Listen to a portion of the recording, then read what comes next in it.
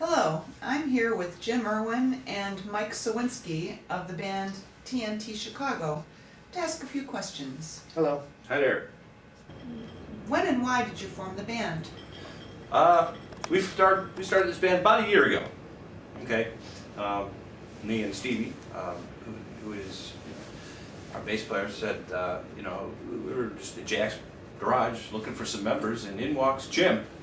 And he said, "Man, this guy sounds just like Bon Scott and Brian Johnson."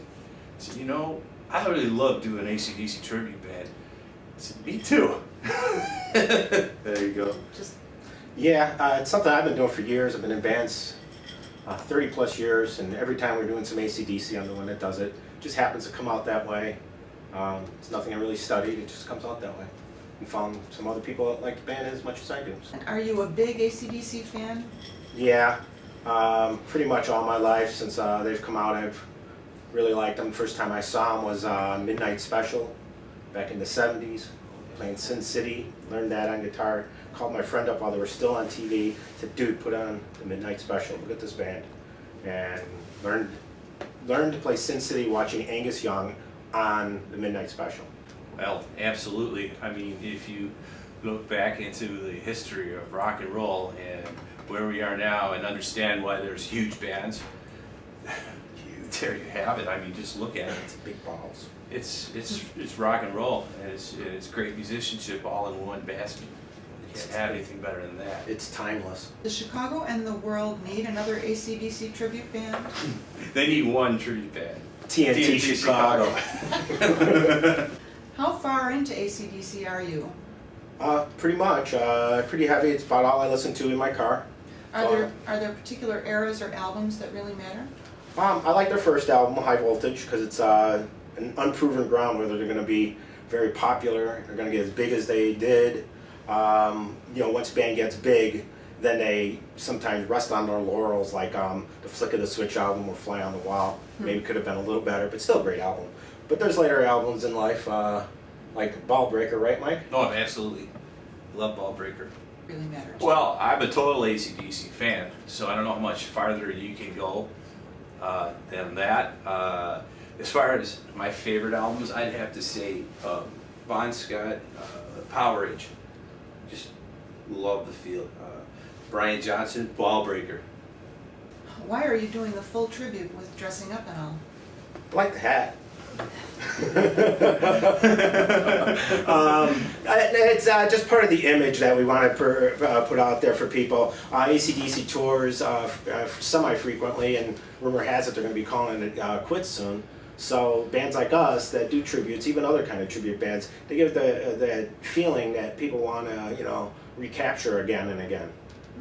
Well, I think one of the main reasons that we do this is because, well, that we're total fans of ACDC, so we want to do the total show, and we want to do it the best we can. And that's myself. Okay. Yeah, I'm great. Myself, on an individual level, I want to do Angus the best I can. And Sounds I'm like a personal still thing. a student of Angus Young. What do you think of their live performances? They've grown. In the late 70s, they were at beginnings. The place was packed. It's a little bar. First tour, I think, of the area.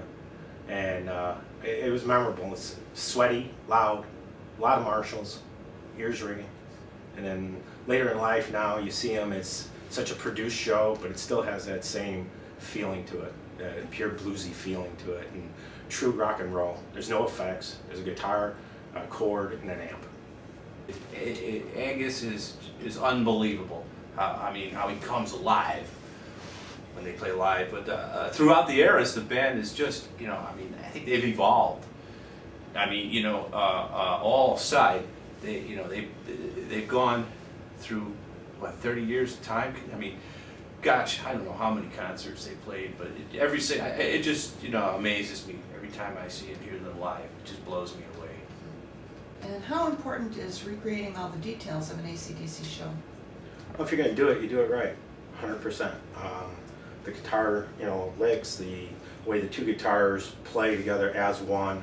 One guy will play one kind of riff, and the other guy plays this one, and together it makes one big sound.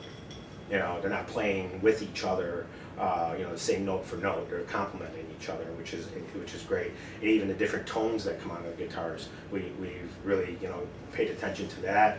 The drummer, when we auditioned him, he was 1 second off timing-wise of the actual recording on a few songs that we recorded that day. So we really pay attention to the detail. Mike? He's wearing a suit. It's extremely important to do the best that we can to recreate the details of the sound, and the look and the performance strengths.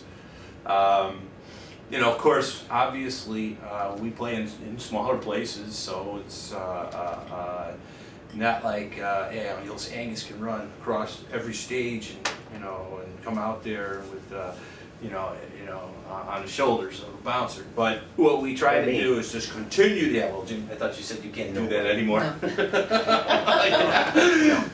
But we think about these things all the time, you know, as to what more can we do. What more can we do to make the show as authentic as possible? We want to give everybody the best party that they've had in an intimate setting, and they can close their eyes and just say, "This is ACDC." And how do you decide what ACDC songs to play in a typical set list? Jim picks them up. Stevie sends out a set list. You know, from playing, I mean, you know which ones are going to go over big. You got to do Back in Black, Highway to Hell, Thunderstruck.